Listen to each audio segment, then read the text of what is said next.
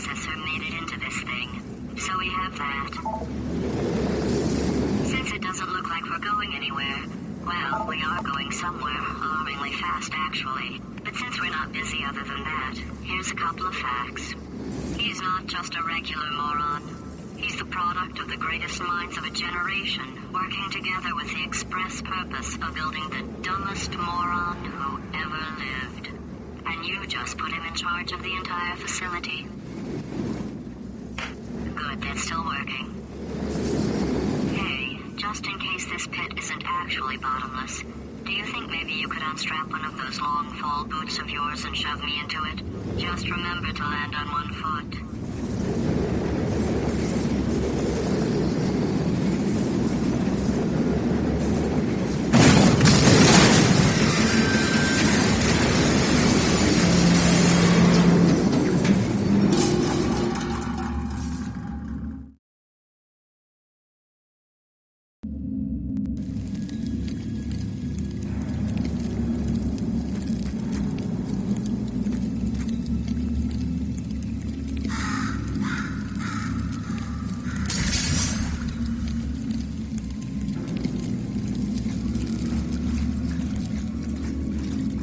While making Portal 2, we explored our way through vast quantities of reference material.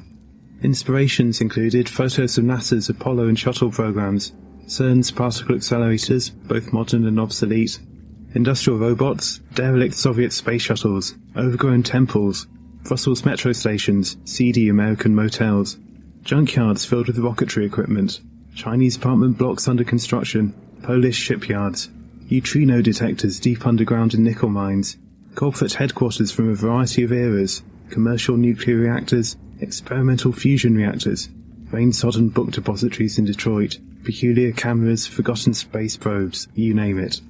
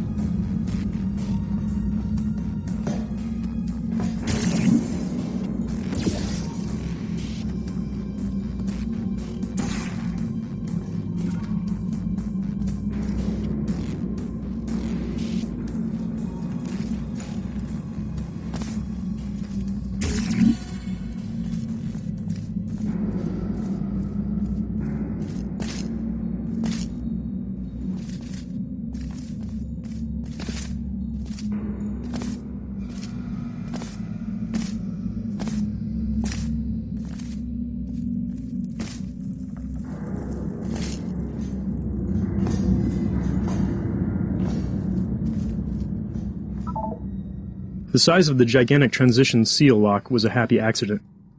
We knew the connection between the old aperture and the new aperture had to be a big set piece. The first model built was about 5 times bigger than everyone expected, but people started to like it. We joked that it should be a bullet point on the Portal 2 box. Features the biggest door in games ever. We decided it would be fun to play with the player's expectations, and put a puny-looking door behind it, along with a few small props.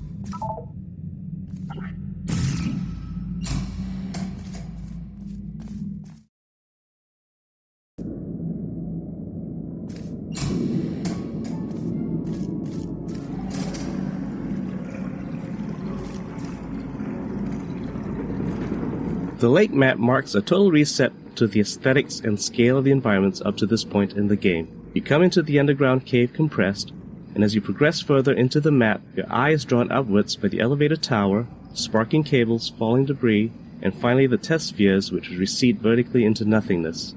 This looking upwards gives the player a sense of the vastness of aperture before GLaDOS, and a visual sense of the daunting climb they will have to make to get back to Wheatley.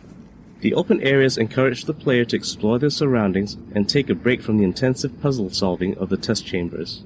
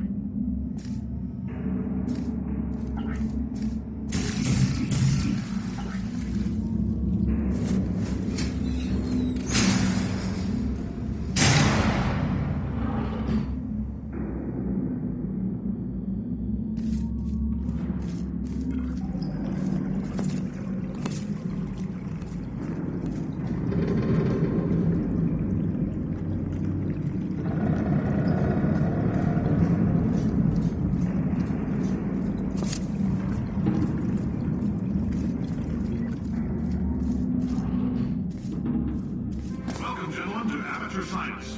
Astronauts, war heroes, Olympians, you're here because we want the best. And you are it. So, who is ready to make some science? I am. Now, you already met one another on the limo ride over, so let me introduce myself. I'm Cave Johnson. I own the place. That eager voice you heard is the lovely Carolyn, my assistant. Rest assured, she has transferred your honorarium to the charitable organization of your choice. Isn't that right, Carolyn? Yes, sir, Mr. Johnson. She's the backbone of this facility. Pretty as a postcard, too. Sorry, fellas. She's married. To science.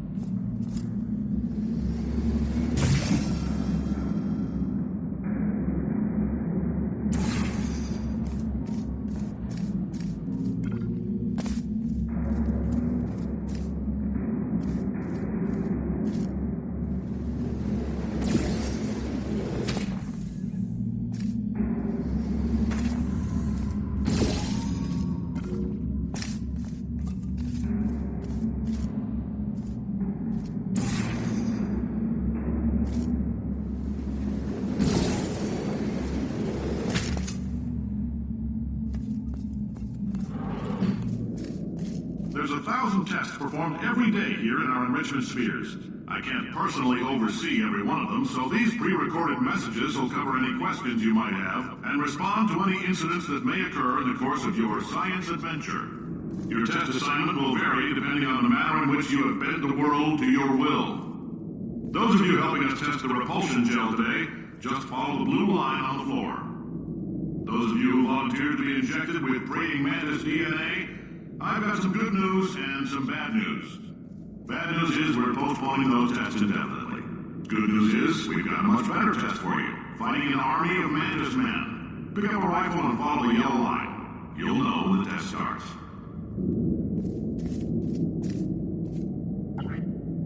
This chapter gave us a great opportunity for visually telling the backstory of Aperture Science. We accomplished this with signs, props, and materials. In this area, we get a glimpse of what Aperture Science must have been like in its heyday. We used rich, warm colors and materials like carpeting and marble to indicate that Aperture had a lot of money at one time. Cave Johnson and his staff were just starting out in their enterprise, and everyone was eager to do science. This stands in contrast to the stark, cavernous environment outside and the materials you see in Aperture Lab from later decades. As the player makes their way through more recent areas of the lab, the materials become cheaper, with an abundance of plastic and linoleum showing that Aperture had fallen on harder times and could no longer build high-quality offices for its workers.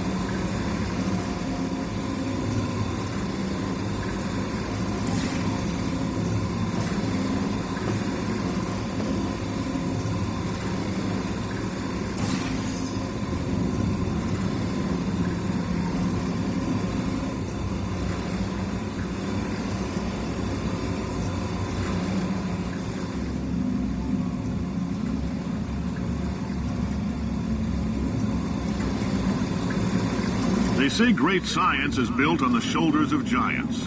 Not here. At Aperture, we do all our science from scratch. No hand-holding.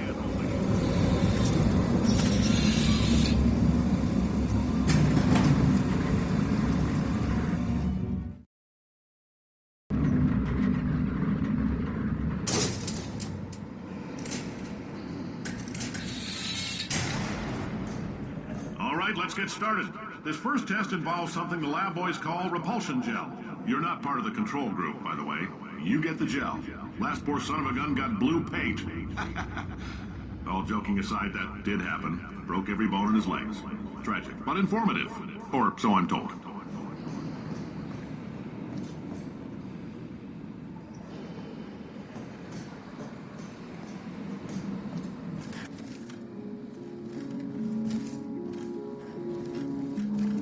Similar to the way the student game Narbacular Jop became the original Portal, the paint mechanics in Portal 2 come from a student game Tag: The Power of Paint. The repulsion gel in Portal 2 is modeled after the bounce paint from Tag, but was redesigned to fit better within Portal. The original bounce paint always bounced the player at a fixed height and activated whenever the player touched the paint. We changed the repulsion gel to reflect the player's velocity such that they will bounce back up to the height that they fell from. This mechanic lends itself better to puzzles involving portals because players have to think about gaining and preserving height. We also changed the repulsion gel to only activate if the player jumps off of or falls onto the gel. This was done because players would often accidentally walk onto repulsion gel that they didn't see and then trigger an unwanted bounce. This was a particularly nasty problem in Portal 2 because the player couldn't get rid of paint once it was applied, whereas in Tag the player can erase paint at any time they want.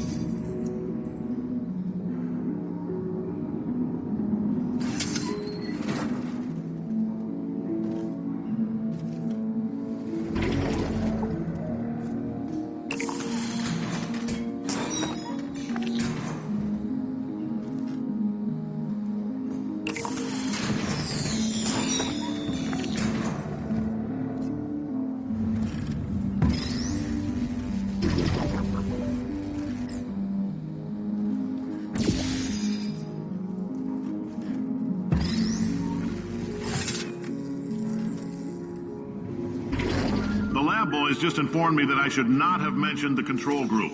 They're telling me I ought to stop making these pre-recorded messages. That gave me an idea. Make more pre-recorded messages. I pay the bills here, I can talk about the control group all damn day.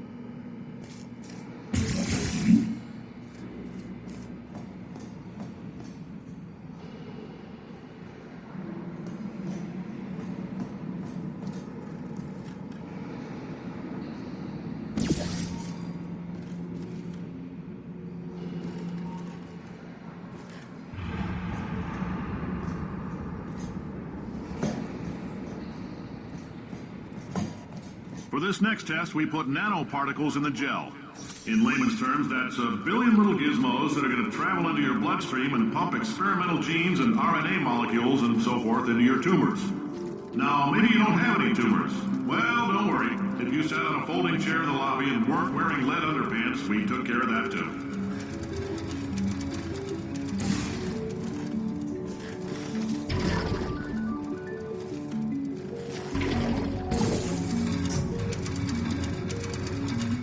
We had to come up with old-looking versions for all the important gameplay props, such as button panels, doors, cubes, basically everything the player could interact with. We came up with this fictional character, Janitor Bob. He'd be the guy who had to maintain all of old Aperture. A guy who doesn't understand anything about science, but can fix everything with duct tape and a screwdriver. He would use everything he could get his hands on. The result might not look pretty, but it would work. So whenever we got stuck designing props for Chapter 3, we'd ask ourselves, well, how would Bob build it?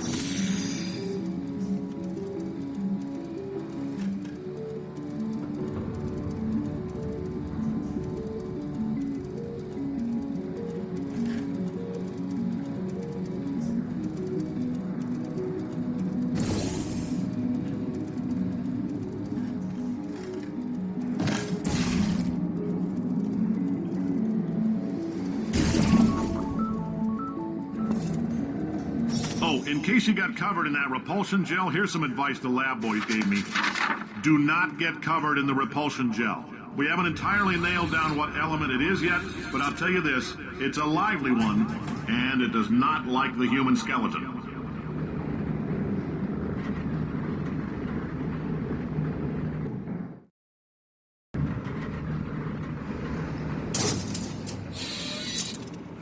All these science spheres are made of asbestos, by the way. Keeps out the rats.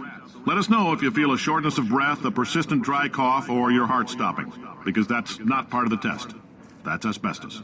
Good news is the lab boys say the symptoms of asbestos poisoning show a median latency of 44.6 years. So if you're 30 or older, you're laughing. Worst case scenario, you miss out on a few rounds of canasta. Plus, you forwarded the cause of science by 3 centuries. I punch those numbers into my calculator, it makes a happy face.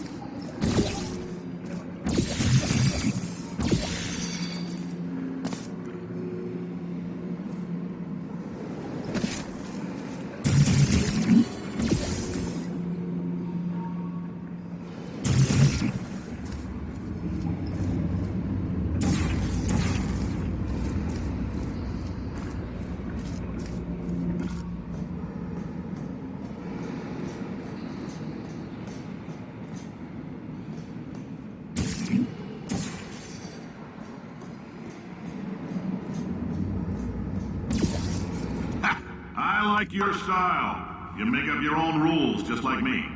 Bean Counter said I couldn't fire a man just for being in a wheelchair. Did it anyway. Ramps are expensive.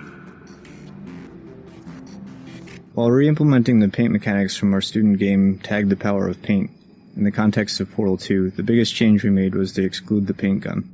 In Tag, our paint gun allowed the player to paint the environment freely in an abstract outdoor environment, but in our gameplay experiments, that was very difficult to constrain without contrivance in Portal 2's indoor spaces. It also changed the game's pacing significantly, since being able to run at high speed around a level covering everything in paint is a lot more fast-paced, energetic, and often scattershot than Portal's more cerebral gameplay. Perhaps most importantly, there is a certain elegance in the simplicity of manipulating all the game elements, using only the portal gun. Adding a new gun would inherently add complexity, and force us to start from square one training the player how to use this new tool instead of focusing on the game's namesake.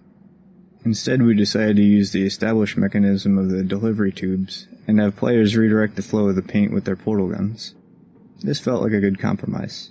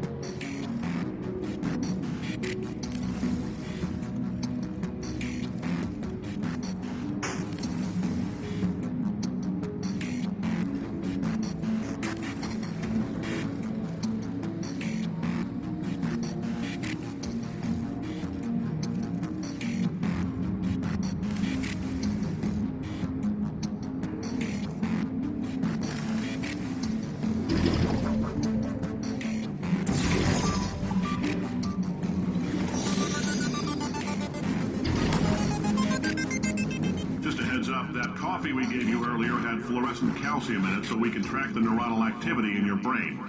There's a slight chance the calcium could harden and vitrify your frontal lobe. Anyway, don't stress yourself thinking about it. I'm serious. Visualizing the scenario while under stress actually triggers the reaction.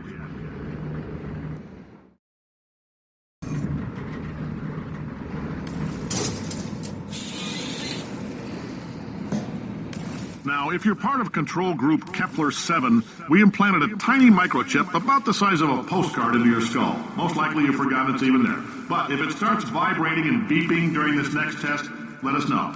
Because that means it's about to hit 500 degrees, so we're going to need to go ahead and get that out of you pretty fast.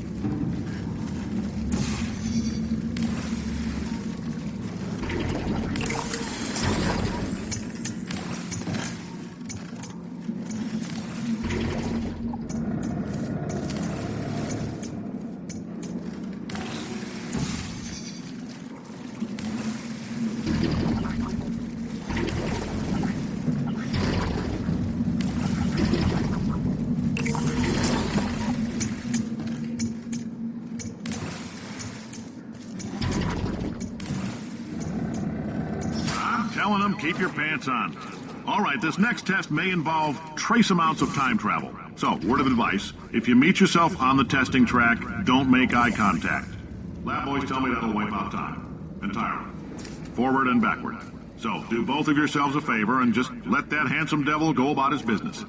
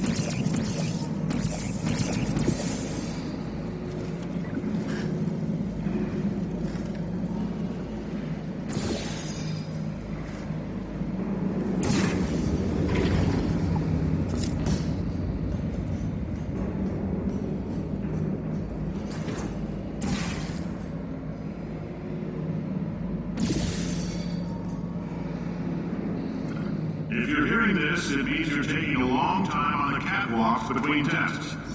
The lab boys say that might be a fear reaction. I'm no psychiatrist, but coming from a bunch of eggheads who wouldn't recognize the thrill of danger if it walked up and snapped their little pink bras, that sounds like projection. They didn't fly into space, storm a beach, or bring back the gold. No, sir, we did. It's you and me against the world, son. I like your grit. Hustle could use some work, though. Now let's solve this thing.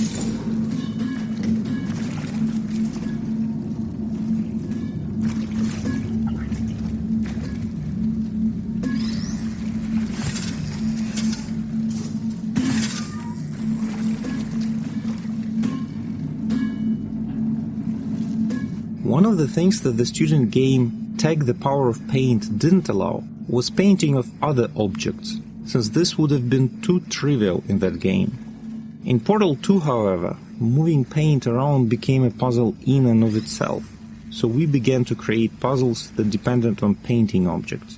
Bouncy boxes and turrets were an obvious choice, and adding this mechanic extended our toolbox to include objects whose basic properties of movement could be changed by the player.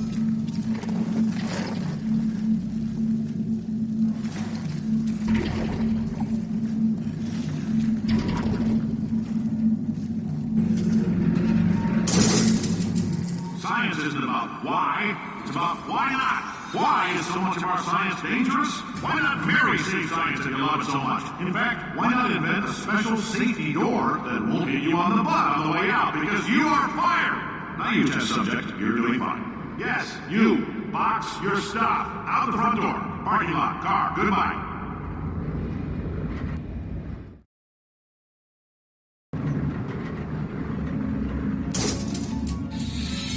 Congratulations! The simple fact that you're standing here listening to me means you've made a glorious contribution to science. As founder and CEO of Aperture Science, I thank you for your participation and hope we can count on you for another round of tests. We're not going to release this stuff into the wild until it's good and damn ready, so as long as you keep yourself in top physical form, there'll always be a limo waiting for you. Say goodbye, Carolyn. Goodbye, Carolyn. She is a gem. The newer and older versions of Aperture show their distinct personalities in sound as well as visuals. The doors, floors, and buttons, as well as soundscapes, reflect the aging, outdated 70s feel. The sounds contain hints of the decaying metal and wood. The newer but unstable Wheatley chamber soundscapes become more foreboding and perilous the further you venture into them. The atmosphere of uncontrolled destruction continues to intensify till the end.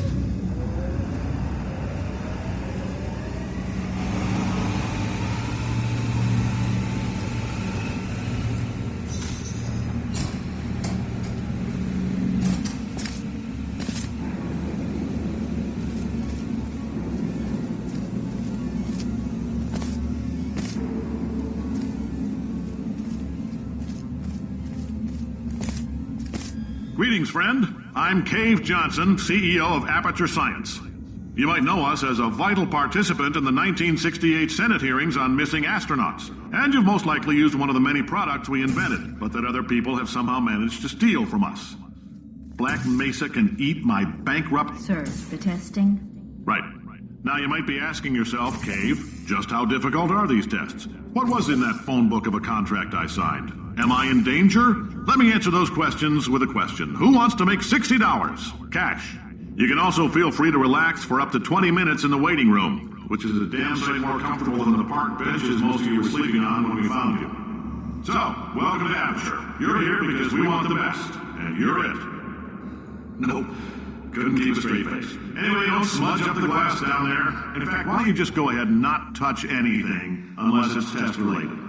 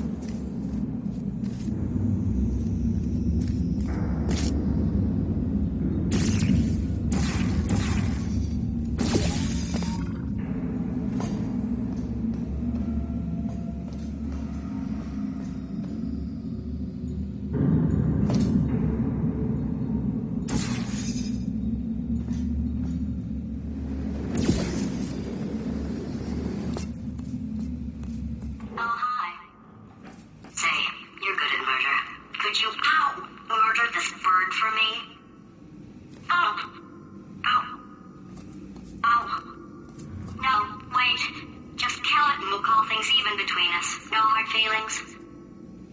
Please get it off me. Oh, thanks.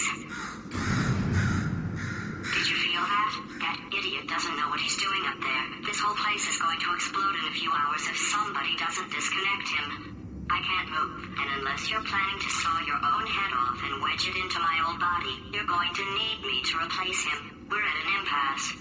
So what do you say? You carry me up to him and put me back into my body, and I stop us from blowing up and let you go. No tricks. This potato only generates 1.1 volts of electricity. I literally do not have the energy to lie to you. Even if I am lying, what do you have to lose? You're going to die either way. Look, I don't like this any more than you do. In fact, I like it less because I'm the one who got partially eaten by a bird. I think I hit The character... Pick me up. The character of Potatoes was actually the hardest one to crack for us, and was the last character to get recorded. We'd always wanted to switch things up for the sequel, so that Gladys would become your unwilling buddy cop partner against a new threat. But this ended up being far more entertaining as a concept than an execution. It's one thing to have an omnipotent villain chastising you while you're testing, it's quite another to have a little potato on your gun doing the same. Playtesters wanted to tear her off the gun, and we didn't blame them. So we were faced with the unsettling prospect of making dry, robotic supervillain GLaDOS more human and relatable. This ended up being one of the hardest writing jobs in the game.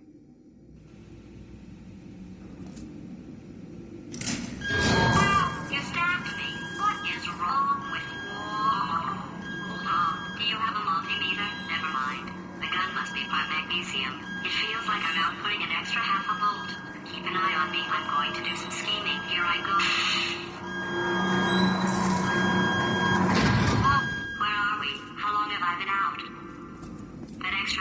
Helps, but it isn't going to power miracles. If I think too hard, I'm going to fry this potato before we get a chance to burn up in the atomic fireball that little idiot is going to...